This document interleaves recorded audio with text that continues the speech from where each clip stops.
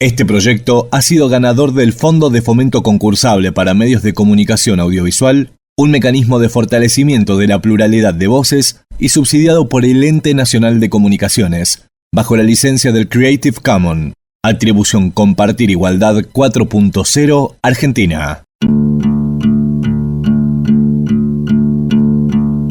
Bueno, no sé si puedo sintetizar en 3, pero vamos a hacer un esfuerzo. Comunidad, primero, porque creo que lo que caracteriza más al conurbano, por lo menos a Ituzaingó, es que en general en los barrios hay una comunidad y no hay aislamiento, individualismo. No sé, estar en la calle, creo que hay algo de eso que es característico. Pasión, porque estamos todos muy enamorados de los lugares donde vivimos. En general me parece que hay una cosa como de orgullo del conurbano. Y después, no sé, supongo que tiene algo de mística vivir en el conurbano. Algo como de esfuerzo, superación, que todo te cuesta 500 veces más. Pero vamos a ponerlo por el lado positivo. Suena conurbano. Suena conurbano. Warning Radio. Periodismo, identidad, territorio. Warning Radio. En este episodio de Suena Conurbano Warning Radio, Natalia Peluso, licenciada en Educación.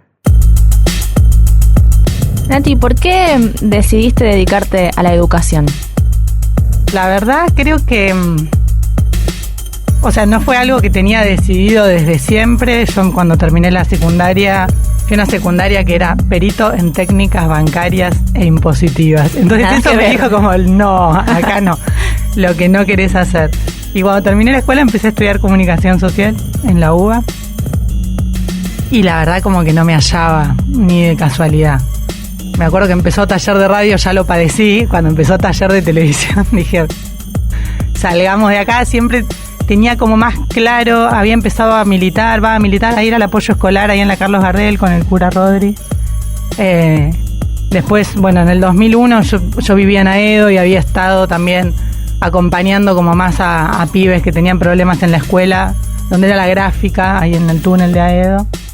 Y cuando no me sentí como cómoda en comunicación social y empecé a buscar en la guía del estudiante por dónde ir, encontré ciencias de la educación y ahí me cambié de carrera, empecé y sí, como que sentí que era mi lugar, me apasionó. ¿Y fue más de lo que viste en esas experiencias en el territorio, lo que te marcó ahí un poco ese rumbo? ¿Qué era lo que vos querías aportarle o que te generó? Yo creo que es eso, como me parece que el desafío, la idea de que la educación te permitía en algún momento de la vida el ascenso social, ¿no? Después, el país, sus circunstancias, pero me parece que desde ese lado, ¿no? Como cómo la educación podía potenciar algunos procesos, algunos individuales y otros más comunitarios que tenían que ver con transformar la realidad. Y me quedé ahí. Me quedé en filo. ¿Viviste siempre en el oeste? Siempre, sí. Y a las experiencias de apoyo ahí en Aedo y en la Gardel, ¿cómo llegaste? Medio de casualidad. En general, yo fui a una escuela de monjas y esa escuela tenía como muy machacada la cosa de... Capaz más desde la culpa, pero desde la participación, de la solidaridad, de ayudar. Y fui haciendo algunos contactos con algunas personas que ya participaban de algunas experiencias en barrios. Yo nací en Aedo, entonces el barrio como popular que me quedaba más cerca era Gardel. Y empecé a ir ahí con unos amigos de la secundaria. Cuando éramos muy chicos, empezamos a ir a la Gardel y ahí medio el lugar natural era el apoyo escolar. No había tanto merendero, sí dábamos la leche, pero no tenía la lógica por ahí de ir a comer. O sea, era como parte de estar ahí a la tarde con los pibes. Y y ahí empecé eso. Después, no me puedo acordar, en Aedo había una gráfica, creo que era un taller gráfico, donde ahora está la UGC del túnel de Aedo. Sí, la imprenta. La imprenta. Ahí atrás, eso en el 2000 se llenaba de los cartoneros que iban al Tren Blanco porque el Tren Blanco tenía parada en Aedo y en Castelar. Y estaba lleno de cartoneros y lleno de pibitos. Y nosotros medio que nuestra tarea era servir la comida y hacer la tarea, básicamente. Y ahí fui como quedándome más en esa línea hasta hoy. Y después, la militancia político-partidaria, ¿en qué momento llega? ¿Lo entendés de la mano o los mantuviste separados un tiempo? No, yo creo que hay una militancia más social que puede estar separada para siempre de la política, que un poco es la de la iglesia.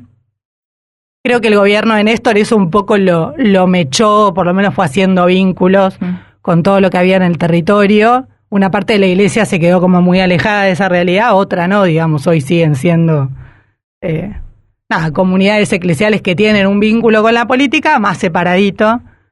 Y después, la verdad creo que no sé, en el gobierno más de Néstor, me parece que la muerte de Néstor me marcó a mí como un proceso de decir, bueno, listo, de acá tenemos que ir hacia otro lugar. Ya estaba en la facultad, terminando, si no me equivoco. Sí, me estaba terminando las últimas materias, empecé a hacer un proyecto de extensión en la Villa 2124, coordinaba ese proyecto con estudiantes que recién entraban a la carrera, con 2 organizaciones, con el Comedor Los Pibes y con el Movimiento Evita. Y bueno, nada, una cosa llevó a la otra, y acá estamos. Y acá estamos. ¿Y qué fue lo que te convocó del Movimiento Evita que vos digas, bueno, quiero que sea acá mi participación? No sé si es algo específico, sí que tenía mucho anclaje territorial. O sea, yo a lo largo de mi carrera universitaria conocí muchas organizaciones porque estoy en una carrera que también tiene mucha mirada de cómo hacer extensión universitaria, están esas discusiones.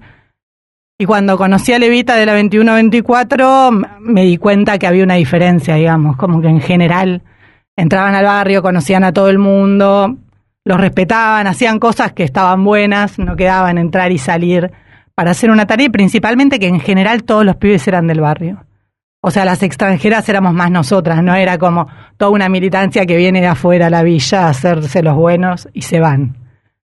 Y ahí me quedé 2 años o 3, siempre como docente de la universidad que estaba en un proyecto, y cuando terminó eso dije, bueno, ya está. Me tengo que sumar orgánicamente, y me sumé en Ituzaingó porque soy del oeste, y nada, y quería ser parte de eso en mi comunidad y no irme hasta Capital todos los días a hacerme la que quería trabajar en una villa. Y esto de empezar a participar orgánicamente en política en Ituzaingó, ser candidata a cosas, sí. ¿Te lo imaginaste en algún momento? No, eso supongo que es parte de cómo se van dando las cosas en la militancia. La verdad que no sé hace cuánto que soy yo la que va a ser candidata, pero en general siempre nosotros trabajamos para que otros compañeros sean, o para que el mejor compañero que en ese momento den las condiciones para que sea. Y ahora me toca a mí, pero bueno, mañana le tocará a otro. Es que me parece que ahí hay algo de eso del movimiento Evita que no es, bueno, sos vos para siempre. Hoy sos vos, mañana. Mañana es otro y está bien que sea así. Natalia es la directora nacional de Educación Comunitaria y es la principal referenta del espacio Enamorate Ituzaingó. Además, es la coordinadora del proyecto pedagógico para las infancias Hora Libre. Un desarrollo y una realización del día a día. Suena con Urbano. Warning Radio. Eso es lo que me gusta más del conurbano. Y del laburo territorial en Ituzaingó hay una experiencia que es Hora Libre, de la que no tenés mucho que ver. ¿Qué es Hora Libre? Y Hora Libre es un poco cómo le dábamos una vuelta en un momento bastante difícil. Hora Libre nace en 2016. Ituzaingó, bueno, todos los que son del conurbano y escuchan la radio, no es un distrito que se caracterice por tener muchos barrios en situación de vulneración, digamos, en general. Si bien hay 11 barrios populares, no es lo mismo que estar en un asentamiento de la capital o de otros distritos que no vamos a nombrar para no comparar. Pero bueno, en general es una población un poco más homogénea, digamos, hay un piso del que se parte, y eso en 2016 se quebró por completo, digamos. Lo que pasó es que empezó a haber muchísima desigualdad y los barrios que por ahí en condiciones de infraestructura estaban un poco más atrás, pero que las familias tenían laburo, que los pibes iban a la escuela, etcétera, etcétera, se rompió todo y empezó una crisis muy profunda y nosotros tuvimos que empezar a abrir merenderos y comedores, que no era nuestra práctica usual en Ituzaingó. O sea, no sé, por ahí en otras comunidades sí, en nosotros no. Lo abrimos y eso se llenó de pibitos y de pibitas. Y la verdad que era un garrón. O sea, estaba bueno como por ahí el momento, pero después todo el contexto de los pibes en la calle, Eso lo hacíamos en nuestras unidades básicas, que son locales. O sea, puede ser que alguno sea más lindo, pero no dejaba de ser un local chiquitito, incómodo. Y un poco lo que nos pusimos a trabajar, supongo que por también las trayectorias de cada uno en general, en Ituzaingó somos muchas mujeres las que participamos en la organización, todas que estamos estudiando o muchas algo vinculado a lo social, y nos empezamos un poco a replantear qué pasaba con esa secuencia en los merenderos, y un poco nos pusimos a estudiar y a preparar y a formarnos en un convenio con la Facultad de Filosofía y Letras, con Lidia Rodríguez, que es una docente ahí de la Cátedra de Historia de la Educación y Educación de Adultos, y nos pusimos un poco a pensar cómo le dábamos una vuelta, o sea, cómo no dejábamos de garantizar que coman, pero que eso no sea el único motivo por el cual los chicos venían a una unidad básica.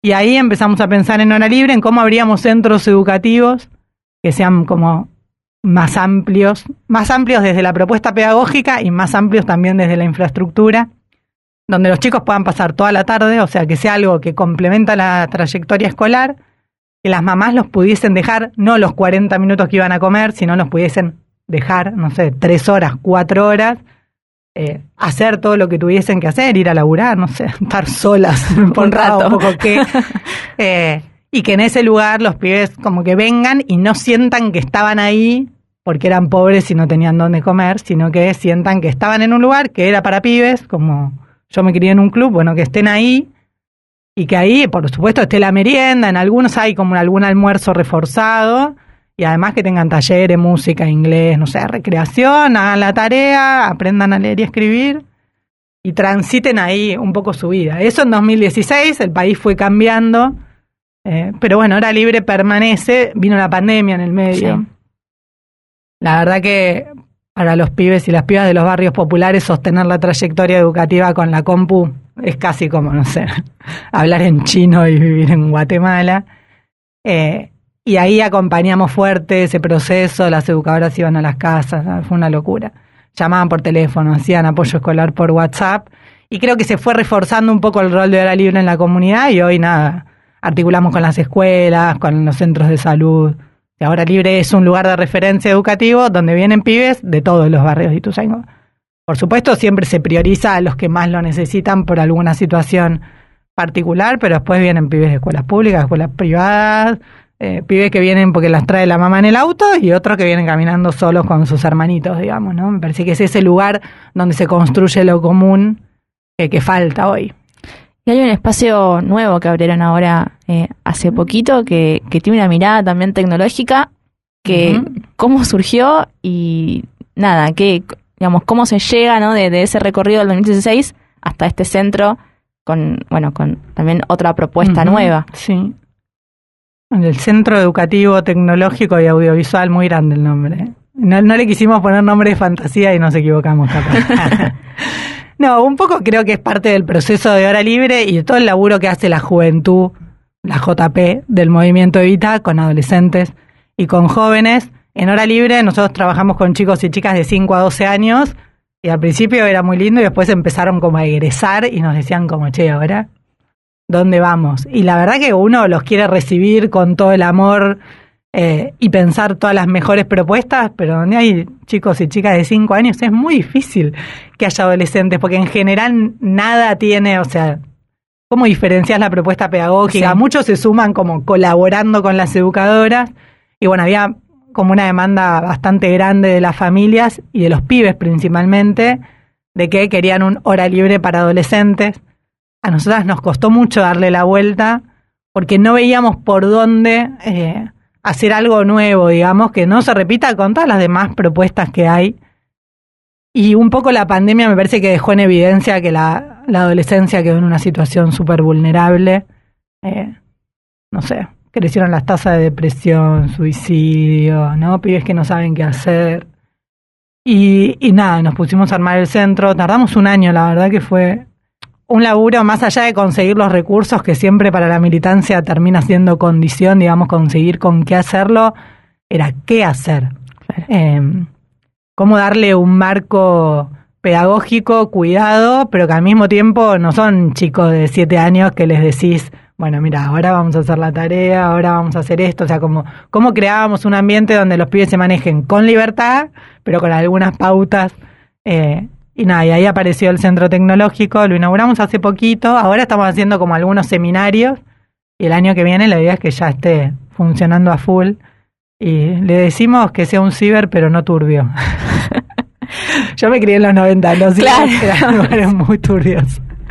Me acuerdo, Ahí yo tipo no tenía- medio cueva ahí. yo no tenía compu en mi casa y al principio en la facu hacíamos los trabajos a mano, ¿viste? Y todo bien. Y en un momento empezaron a pedirte obligatoriamente que era en Word y era como, no, por Dios. Y yo me iba a un ciber que estaba a la vuelta de mi casa.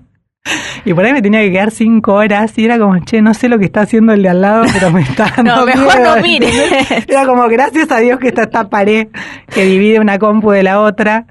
Pero ahí los pibes habitan un montón. O sea, por ahí están todo el día con la luz apagada. Bueno, con toda esa cosa que tienen los ciber como de oscuridad, patriarcado y machismo y de mucho vicio con los videojuegos. Y un poco queríamos recrear algo donde los pibes puedan estar y jugar si quieren, pero también aprender cosas, pero que bueno, que esté un poco más cuidado, que sea más luminoso, que estéticamente esté bueno. Y nada, así surgió el centro. Y en el conurbano, en otros distritos, ¿hay experiencias similares? ¿Te las has cruzado? O sea, ¿se pensó también desde el movimiento Evita, por ejemplo, recrearlo en otros distritos que no sean Ituzaingó? ¿Cómo es ese territorio un poco más ampliado?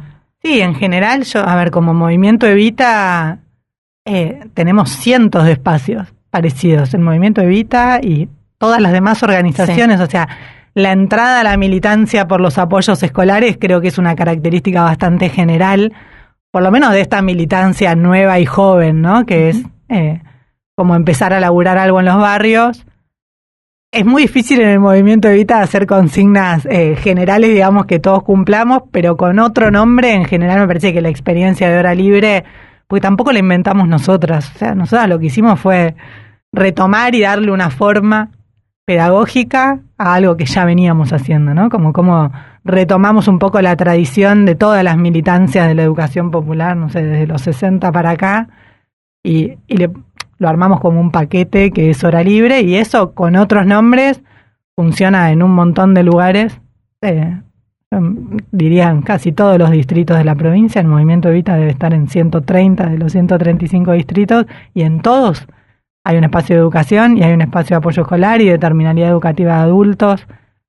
Y en las otras organizaciones también, me parece que en general la educación comunitaria después de la pandemia salió un poco del lugar más de asistencialismo social en el que estaba puesta, y hay todo un movimiento muy grande de escuelas de gestión social, cooperativa, comunitaria, de instituciones que hacen educación, que hoy es mucho más visible porque cumplió un rol en la pandemia que fue garantizar que los pibes no dejen la escuela.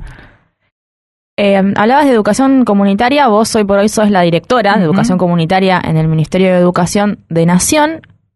¿Qué es la educación comunitaria? O sea, ¿cómo se define? ¿Qué experiencias podríamos, vos nombraste algunas, enmarcar dentro de este concepto?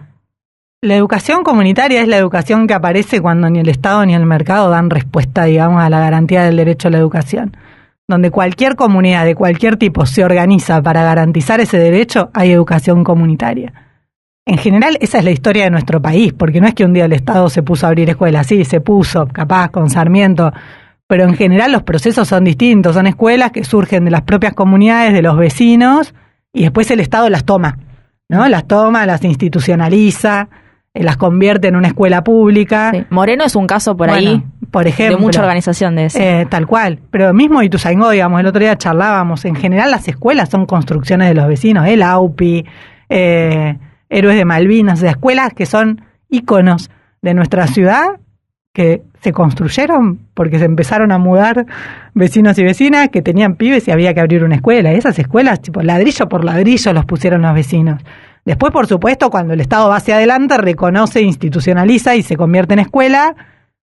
Cuando el Estado no avanza tanto, eso permanece ahí. Muchas veces las propias comunidades definen que eso no se convierta en una escuela de gestión estatal, y siguen siendo experiencias de gestión social, pero en la provincia de Buenos Aires, o sea, escuelas de la familia agrícola de alternancia hay decenas, y siguen siendo escuelas que las garantiza la propia comunidad. Me parece que la educación comunitaria es eso, es una forma de gestionar la educación que es distinta porque participa la comunidad desde sus cimientos, digamos, desde su construcción. Y eso implica otras lógicas también de discusión. Nosotras desde el Ministerio siempre decimos que hoy, en general con la crisis que tenemos de la educación, con una crisis que es también de sentido, ¿no? Porque la derecha, por supuesto, disputa sentidos de qué es la educación, para qué sirve la educación, cómo tiene que ser la educación. La educación comunitaria tiene un montón para aportar, porque han construido dos cosas. Primero, siempre construir en pequeño es más fácil que construir en la masividad del sistema educativo de nuestro país, ¿no? No quiere decir que porque una escuela de gestión social o una experiencia de educación comunitaria es impresionante, eso se pueda masificar a los volúmenes que necesitamos, pero sí creo que en los últimos años construyeron procesos de sistematización de cuál es la participación de los pibes en esas experiencias, cómo están involucradas las familias, cómo interactúan con otras experiencias comunitarias de cualquier grado y tipo, con escuelas, sala de salud, sociedad de fomento, clubes de barrio, que creo que es algo de la tradición de la escuela pública que en algún momento abandonamos, que lo abandonamos mucho en los 90 porque medio que nos salimos a proteger, que el macrismo profundizó esa situación de defensa, entonces la escuela se encierra sobre sí misma porque todo el tiempo tiene miedo de que la avancen, de que la disputen, y me parece que eso es un error, digamos, porque cuando uno está más discutido, más tiene que salir para afuera y abrazar a los demás. Y creo que la educación comunitaria tiene mucho para aportar en las transformaciones que la escuela hoy tiene que hacer, ¿no? Por lo menos, fueron generando algunos procesos de los que tenemos muchísimo que aprender. ¿Y qué implica, qué aporta la educación comunitaria en sus distintas formas en los distritos del conurbano? Y lo primero es que creo que garantiza el derecho a la educación, donde de verdad todavía el Estado no llega. Uh-huh. Todavía el Estado no llega porque la desigualdad en nuestro país crece todos los días, y para que el Estado llegue, no sé, tendría que estar haciendo una escuela por minuto. Una escuela, una institución comunitaria, un club, cualquier cosa de esas que sea. Entonces me parece que en general el Estado siempre tarda mucho más en avanzar. Y ahí aparece la organización comunitaria para dar respuesta hoy a un montón de chicos y chicas que por ahí estamos haciendo que vuelvan a la escuela o que volvieron después de la pandemia, pero que volvieron en un grado de desigualdad muy profundo comparado con otros compañeros o compañeras que tuvieron, no sé, una mamá, un papá, un adulto que los acompañó y se sentó a hacer la tarea al lado de ellos, tenían una compu, internet, etcétera. Me parece que hoy en todo el conurbano la educación comunitaria está ayudando a que esa brecha no sea tan grande. Está haciendo que las familias se involucren mucho más con la educación de las infancias en general, que toda la comunidad se involucre, y en ese sentido me parece que es una característica del conurbano que está buena, y que todos los estados locales y provinciales y también nacional tenemos el compromiso de tomar, ¿no? Aprender de esa experiencia para potenciar lo que pasa en la escuela. Y por otro lado, creo que la educación comunitaria impide que el mercado avance, o sea, porque la verdad que el mercado donde ve una oportunidad, o sea, arma un negocio. Claro.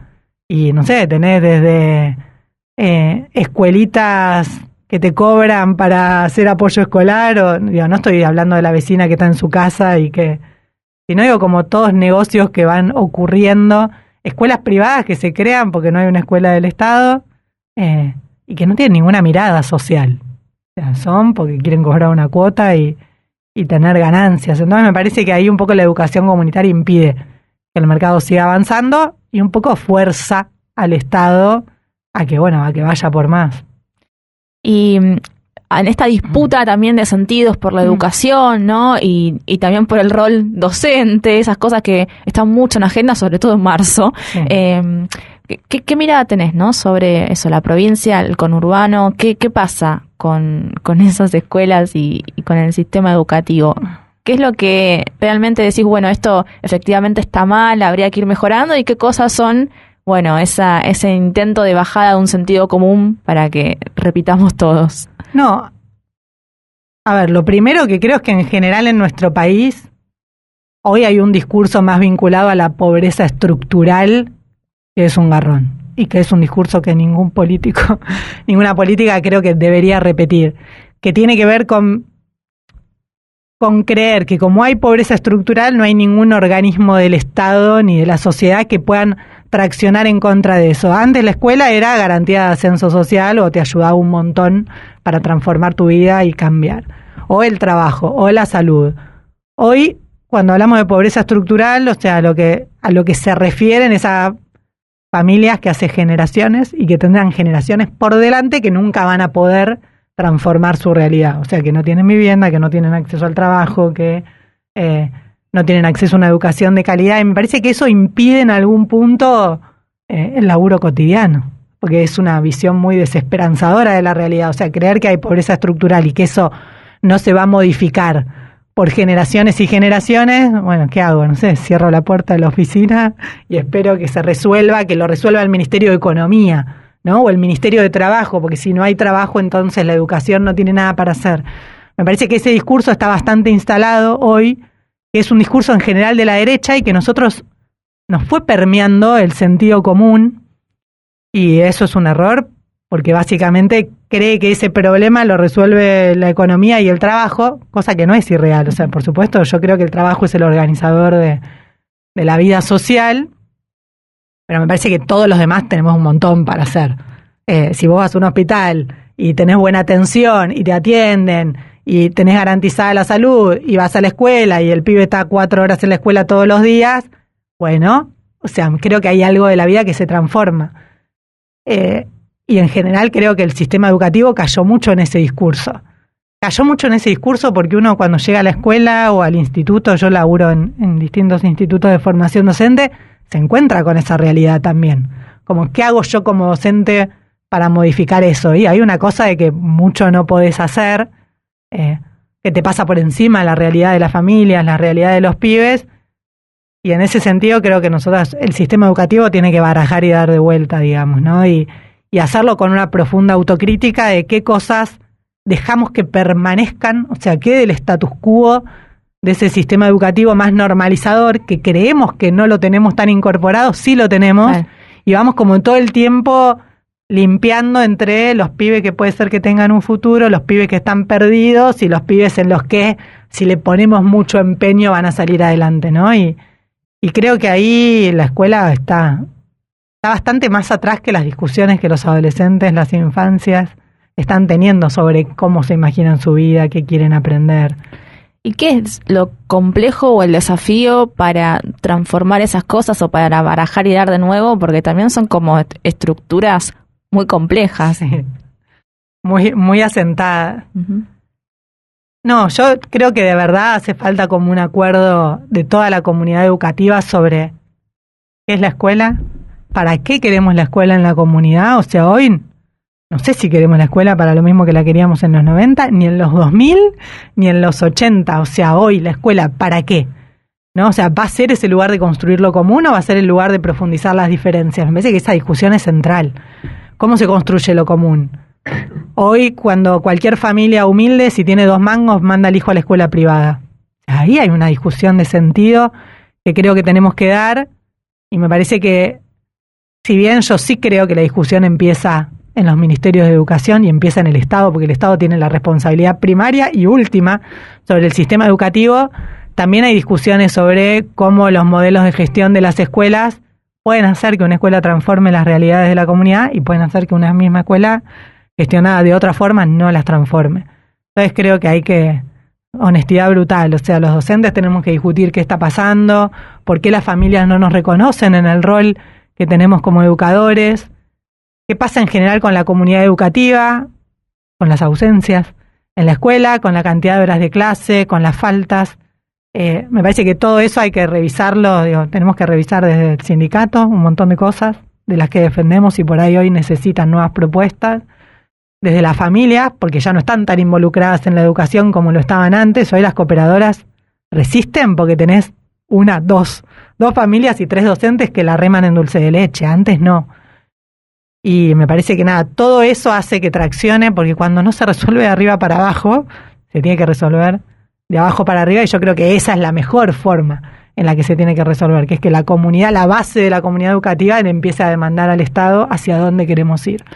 Y esta, por ahí, falta o baja de participación en la educación, en las escuelas? ¿Por qué crees que pasa? Yo creo que hay una construcción de la derecha que tiene que ver con poner mucho prejuicio o un manto de dudas sobre la educación pública, ¿no? Eso, por supuesto, construye también miradas de las familias. No todos los docentes hoy parece que estamos puestos en tela de juicio. Me parece que hay algo de ese discurso que permea la realidad, y a eso solamente se le puede responder con realidad, digamos, ¿no? Con el hacer de todos los días.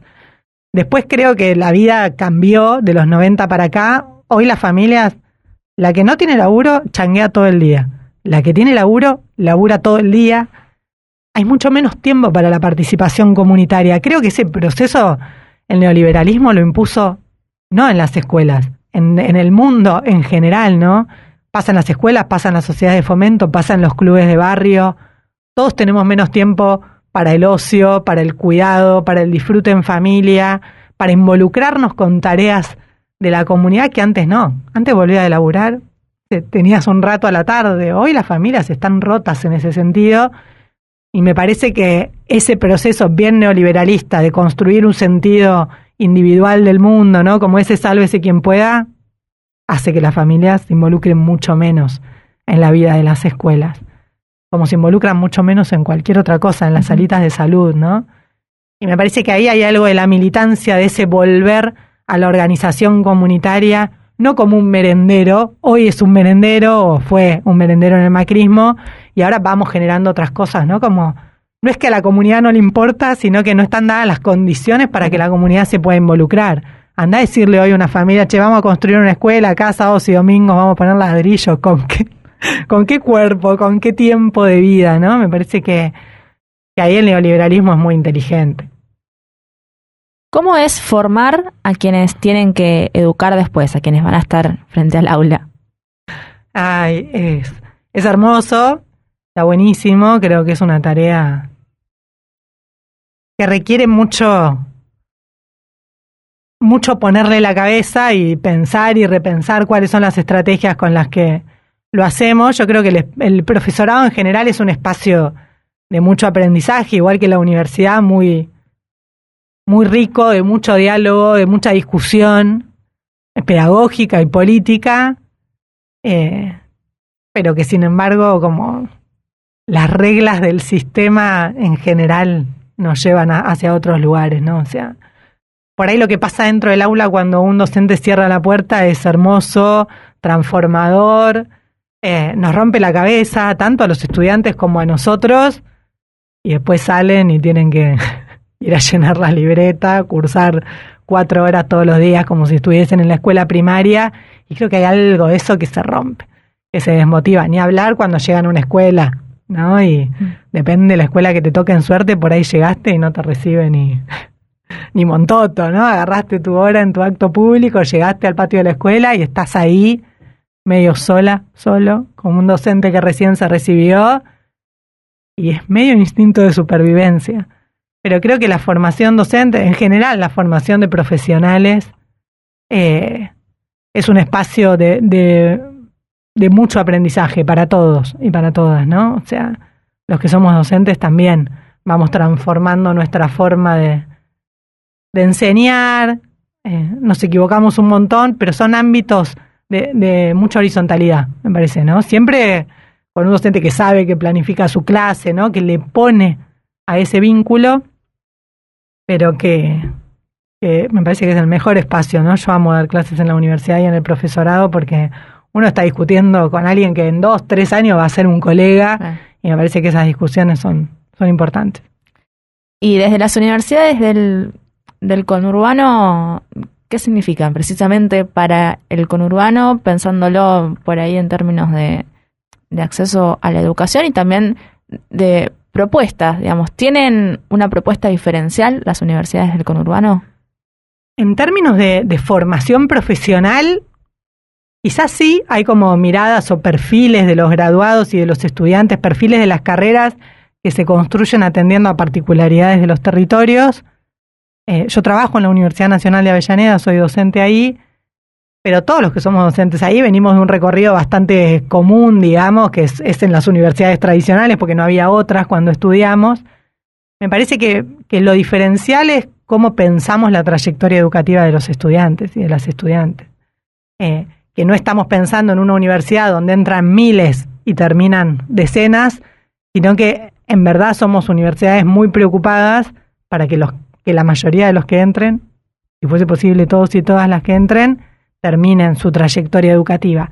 Creo que eso es la característica diferencial de las universidades del conurbano, porque por su propia lógica, por tener de estudiantes seguramente a muchos más integrantes de su propia comunidad, no sé, pienso en la Universidad Nacional de Hurlingham, de Avellaneda, de Moreno, en general los estudiantes que van son de ahí o de distritos cercanos, y eso la UBA no lo piensa. Para la UBA vos sos tu número de libreta, con suerte. Sí está el número de libreta en algún lado. Y te lo dieron y no se perdió en algún trámite. Y eso tiene que ver porque con la magnitud que tiene la Universidad de Buenos Aires, la verdad que si entran 1000 y terminan 5, por ahí algo le preocupa porque el número y la estadística queda mal, pero no hay un cara a cara, ¿no? Yo no la pasé bien en mi recorrido universitario, creo que porque venía del conurbano, porque venía de una participación comunitaria muy distinta a la que pueden tener estudiantes del Nacional Buenos Aires, ¿no? La política más porteña, y me sentía del principio a fin de la carrera sapo de otro pozo, y nadie en ningún momento dijo, che, sí, un acercamiento. Vení, sumate a esta, como para nada. Un profesor, iba a lo último de la carrera, yo ahí más empecé como a laburar, pero si no, pues sos una persona que entra y sale de un lugar donde nadie te ve. Y me parece que en las universidades del conurbano, al contrario, ¿no? Como la mirada puesta sobre los sujetos es central. Primero porque a mí no me gusta mucho la frase de que son primera generación de estudiantes universitarios. En general yo también lo soy, digamos, ¿no? No tuve tanta suerte y me tocó transitarlo en una universidad donde seguramente la mayoría de los que como yo eran primera generación de estudiantes se fueron. Porque no sintieron que ese era un lugar para ellos. Pero creo que más allá de que le abre la oportunidad a un montón de pibes y pibas y de adultos y adultas que en otro momento no hubiesen estudiado, son universidades que se replantean en general la lógica universitaria. Es que no son filtros lo que uno va pasando, sino que son como vas empujando al estudiante para que llegue hasta el final y no le vas cerrando puertas. Y eso tiene que hacer que se construyan mejores profesionales, más comprometidos y más comprometidas, y que tengan una mirada de la realidad donde quieran que haya más igualdad y no más desigualdad. Me parece que ese es como el gran aporte que hacen las universidades del conurbano hoy. Volviendo un poco a Ituzaingó, desde las propuestas por ahí también más políticas, ¿no? Digo, de participación en esas instancias, ¿no? De acceder a puestos, ¿no? De gestión y de toma de decisiones, y toda la parte más social, educativa y demás, confluyen en Enamorate Ituzaingó. ¿En qué momento, digamos, surge como ese deseo? Enamorate Ituzaingó es una iniciativa social y comunitaria con eje en lo educativo, en la inclusión social, la producción, el trabajo sustentable y el cuidado del ambiente. Dicen querer cambiar el eje tradicional de la política. Las ciudades suenan. Esta locura que es el conurbano. Las historias viven. No podría pensarme de vivir en un lugar más tranquilo. Suena Conurbano. Warning Radio. Me parece que es parte de un proceso, digamos, de mucho fortalecimiento de la organización y de la base social, de la organización de la comunidad, digamos, y de nuestra base social, que una gran parte de Enamorate Ituzaingó viene del movimiento Evita, y nosotros somos una organización social que hace un par de años se decidió a dar ese salto a la política, o a la discusión de la política liberal, ¿no? Que es la que hoy mueve las reglas de los procesos más políticos de nuestro país, y que en ese salto a la política está claro que uno no lo puede hacer solo, digamos. Enamorate Ituzaingó es un espacio donde confluyen mucho más actores que el movimiento Evita. El movimiento Evita es una parte importante de ese armado, pero no lo es todo, y además creo que tiene un sentido político de pensar, bueno, qué es lo que queremos proponer para nuestra ciudad, ¿no? O sea, si uno ve Ituzaingó con la lupa del conurbano, es un distrito que en un montón de condiciones está bien. Es un distrito que creció mucho y que esas son cosas que uno tiene que profundizar, digamos, ¿no? O sea, nadie está en contra de eso. Pero sí creo que en general lo que nos terminó de decidir a armar el espacio y a dar la discusión electoral tiene que ver con que somos nuevas generaciones que habitamos la ciudad y que esperamos otra cosa del lugar donde vivimos, que no es ni mejor ni peor que lo que hay, que es distinta, que tiene que ver con una mirada de que en general en Ituzaingó las familias viven pero no trabajan, porque no es una ciudad que tiene un desarrollo industrial y del trabajo muy fuerte por sus características, ¿no? Que en general todos nuestros vecinos y vecinas se van a las 8 de la mañana de su casa y vuelven, si anda el Sarmiento o el 57. Sí, si todo se alinea. Tenés un auto a las 7 de la tarde. Que hoy hay un montón de generaciones jóvenes que se quedan en el distrito, ¿no? Que antes por ahí no pasaba tanto porque se iban o a vivir a Capital o a Ramos o a algún lugar más cerca para no tener que viajar tanto para laburar, y que hoy es necesario construir una ciudad donde podamos quedarnos y ser felices ahí y tener más tiempo para vivir con nuestra familia, con nuestros amigos, con nuestras amigas. Y me parece que esa es la diferencia, que no tiene que ver, o sea, tiene que ver con pensar una ciudad donde uno pueda vivir, permanecer y disfrutarla desde el ocio, la cultura, desde poder ir a comer, desde poder hacer planes en la ciudad, también trabajar en nuestra ciudad y, por supuesto, vivir en nuestra ciudad, ¿no? Y eso hoy es muy difícil en Ituzaingó. O sea, pensar en comprarte una casa, para mí, que tengo 40 años, que tengo un buen laburo, es imposible. Entonces creo que hay algo de eso que es lo que discutimos desde Enamorate, ¿no? ¿Qué hacemos con los que hoy somos las nuevas generaciones de nuestra ciudad, que tenemos una mirada distinta por ahí a la mirada del vecino histórico que fundó la ciudad, que lo reconocemos, por supuesto, pero que queremos habitarla de otra manera? Y Enamorate es un poco eso, ¿no? Es como ir para adelante con las propuestas, siempre haciendo memoria, porque no somos negadores del pasado, pero que creemos que hay formas nuevas de vivir y que queremos que eso sea lo que sea Ituzaingó, ¿no? ¿Ves como un problema el desarrollo inmobiliario que hay en el distrito, que en algún momento fue como un boom también? Es un boom. Yo creo que el problema, no sé si es el desarrollo inmobiliario, sino que nadie de Ituzaingó pueda comprar una casa. O sea, el problema no es que haya más edificios. O sea, sí, por supuesto. Yo también añoro el Ituzaingó de las cuadras hermosas, llenas de árboles, de las casas coloniales. Tampoco estoy en contra del desarrollo. Sí me pregunto como, ¿quién? O sea, ¿quién los compra? ¿Son los vecinos y vecinas de Ituzaingó? Los pibes que hoy tienen 30, 40, 20 años. ¿Pueden soñar con tener una casa en su ciudad, vivir cerca de sus familias? Yo esa todavía no la veo. Entonces me parece que el problema no es que la ciudad crezca, al contrario. O sea, yo quiero que crezca para que la comunidad pueda laburar ahí, tener su vida ahí. Si no, bueno, ¿cómo hacemos que eso sea como que eso que le suma mucho a Ituzaingó en términos de recursos? Porque cualquier obra pública o privada que se hace le suma a nuestra ciudad, a nuestro municipio, a nuestro distrito. ¿Cómo hacemos para que se reparta entre los que vivimos, las que vivimos en Ituzaingó y queremos tener una casa, ir a una buena escuela, trabajar ahí? Nada, cosas normales que quiere cualquier ser humano. ¿Te gustaría ser intendenta en las próximas, o sea, ser electa intendenta en las próximas elecciones? Sí, o sea, a ver, no, me encantaría poder dar esa discusión. Nosotros creemos que las PASO es una herramienta que creó el Frente de Todos, el gobierno de Cristina, para dar estas discusiones y como espacio nos parece que es momento de darlas. Por supuesto que si eso termina conmigo siendo intendenta, buenísimo. O sea, hago política, la verdad que no es que tengo pruritos con decir lo que quiero ser, pero sí me parece que en este momento de nuestra ciudad, donde se vienen momentos en 2027 bastante complejos de la discusión, es importante empezar a abrir el juego, ¿no? Y empezar a pensar, bueno, qué Ituzaingó está pensando cada uno, qué propuestas va a llevar adelante para eso. Y sí, totalmente. O sea, para nosotras la mejor propuesta es tener unas PASO y poder ahí nada, de cara a la sociedad, contarle a todos los vecinos y vecinas cuál es la ciudad que nos estamos imaginando. Y respecto a la participación, ¿no?, de mujeres en la política del distrito y del conurbano, ¿cómo lo ves, ¿no?, en términos de igualdad y de también qué aporta un poco si es una renovación? Pienso, por ejemplo, en Mariel Fernández en Moreno. Uh-huh.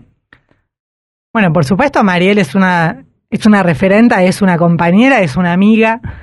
Me parece que el proceso que hizo Mariel, por supuesto, nos empuja a todas a creer que es posible, ¿no? Siempre hubo una mirada de, no, porque te vas a chocar contra la pared, y el proceso de Mariel nos muestra que ni perdiendo es chocarse contra la pared, porque si nosotras podemos dar esa discusión histórica en nuestra ciudad, ya ganamos, en el sentido de que queremos impulsar una discusión que va mucho más adelante que el 2023, que el 2027, que es cómo nos imaginamos Ituzaingó.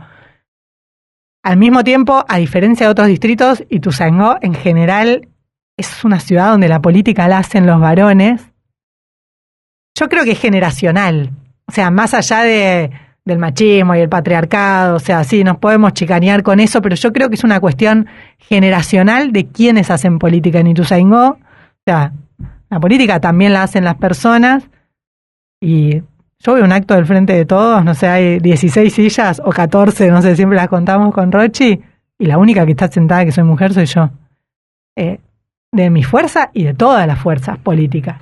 Más allá de que venga una diputada invitada, ¿no?, o haya alguna referenta. De las locales. De las locales, la única mujer, la última vez les decía como, por lo menos para disimular.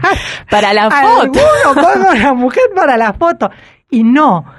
Me parece que ese sentido habla de lo conservador, lo conservadora que es la política en Ituzaingó. Hay mucho miedo de ir por una estrategia distinta, ¿no? Y a nosotras también nos pasó.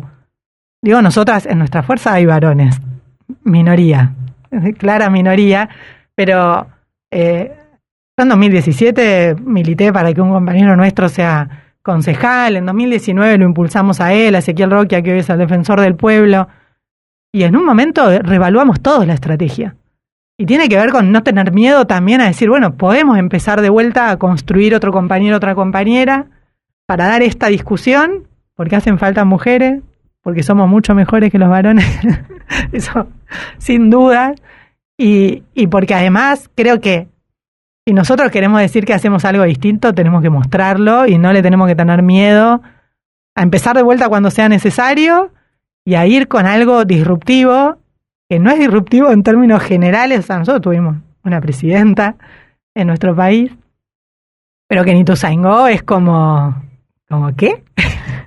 Yo me doy cuenta, no saben ni cómo hablarme a veces, ¿no? Porque creo que hay algo de ese juego de la política que desconcierta cuando sos mujer, porque no me pueden prepotear, no, o sea, poder pueden, pero quedaría mal. Entonces hay otro tipo de cositas de cuidado que hacen, pero en algunas cosas hay un poco más de cuidado. Nati, ¿qué te da orgullo de vivir y de militar en el conurbano? Lo que me da orgullo es que no paramos nunca. Creo que esa pasión de no rendirse y de siempre creer que podemos estar mejor, y de no abandonar, ¿no? Porque también todos nosotros podríamos decir, yo salgo de laburar, me voy a mi casa. No sé, después vemos, me voy el fin de largo a la costa. O sea, a nosotros no nos pasa eso, y no nos pasa y no lo sufrimos, digamos. Y me parece que el orgullo a mí que me da del conurbano es eso, sentir que en cualquier lugar donde uno viva, de un barrio, hay una comunidad que está para apoyar. Todo lo demás también pasa, ¿no? Inseguridad, bueno. Pero creo que uno se siente ahí como en casa cuando llega. Y creo que hay una pasión por transformar la realidad, por no acostumbrarse a las injusticias, aunque sean injusticias con las que hemos vivido siempre, que es lo más grosso del conurbano, y que eso hace que sea la provincia motor, me parece, de nuestro país, ¿no? O sea, es una de las provincias más desiguales y que siempre va para adelante. ¿Y para vos, a qué suena el conurbano? A rock nacional, al indio suena el conurbano. Yo, de verdad, además que el indio vive en Ituzaingó, vamos a empezar la campaña para declararlo ciudadano ilustre de la cultura, que ya deberíamos haberlo hecho hace mucho, pero me parece que el conurbano suena a eso, suena a juventud, suena a pibas rebeldes, suena al Indio Solari y suena a Los Redondos. Gracias, Nati. No, a vos. Suena con Urbano Warning Radio es una producción de FM en Tránsito y Liquidámbar Estudio. Producción general, Patricio Enciso Riveros, Emiliano Matina y Cecilia Kafka. En la conducción, Maitena Sánchez Cataño, Belén Tenaglia y Julieta Urdinola. En la edición, Ricky Durán y Ramiro Ruffini Vaz. Operación y grabación, Antonella Carbone y Santiago Lambach. Nos escuchás en FM en Tránsito y en Spotify. Nos podés seguir en todas nuestras redes como FM en Tránsito y Liquidámbar Estudio. Este proyecto ha sido ganador del Fondo de Fomento Concursable para Medios de Comunicación Audiovisual, un mecanismo de fortalecimiento de la pluralidad de voces y subsidiado por el Ente Nacional de Comunicaciones, bajo la licencia del Creative Commons. Atribución Compartir Igualdad 4.0 Argentina.